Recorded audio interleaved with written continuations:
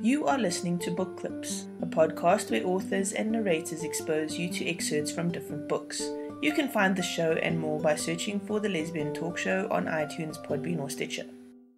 Hi, Annette Mori here, and I'm going to do a reading from my book titled The Ultimate Betrayal. Lara flipped open the binder with the quarterly financial report. Jason, these numbers seem a little incomplete.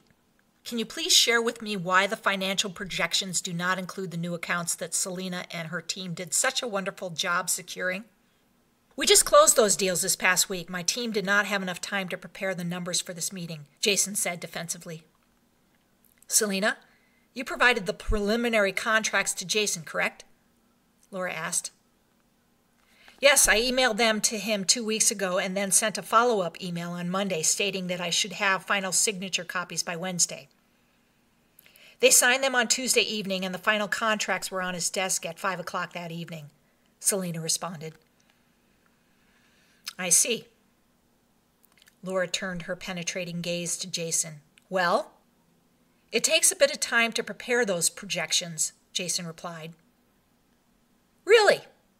I thought you had models that allow you to plug in the appropriate numbers. How hard can it be to prepare a statement once you have the information? Which appears you received in plenty of time to arrange for a full report. Lara's quietly controlled voice hung heavily in the air. 20 seconds passed before Lara interrupted the awkward silence. Jason, I'm waiting for a viable explanation. I guess I don't have any excuse to provide to you. The report will be on your desk by noon today. Jason lowered his gaze and stared at the papers in front of him. Don't bother. I went to your senior accountant, and she was delighted to prepare a thorough report for me. I suspected you wouldn't have time while exploring rental options in the city for your new company. She was excited about the promotion to Chief Financial Officer.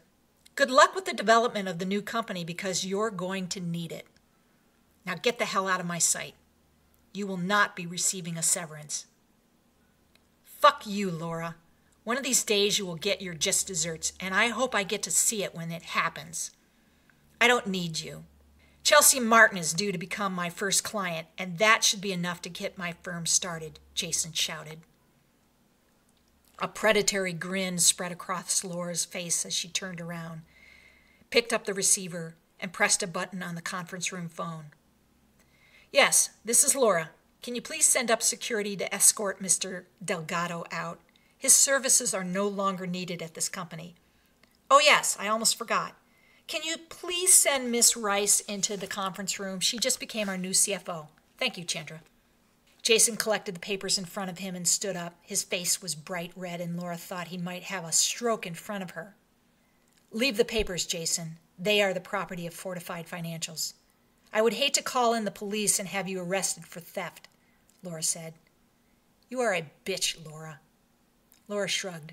2 very large men in security uniforms entered the conference room, and Lara pointed to Jason. Please make sure Mr. Delgado safely exits our premises, and that the only items he leaves with are his personal belongings.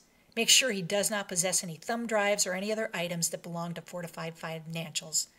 Frisk him if you need to. After the man left and a stunning redhead entered the conference room, Lara resumed the meeting. I'm sure you've all met Carrie Rice. Please welcome her to our team. I anticipate good things from Carrie, and I believe she will fit right in. Lara pointed to the seat that Jason had recently vacated. Now, where were we? That was a reading from The Ultimate Betrayal, and I'm Annette Mori. Thank you for listening. This was an episode of Book Clips. Check out the show notes for more on this book.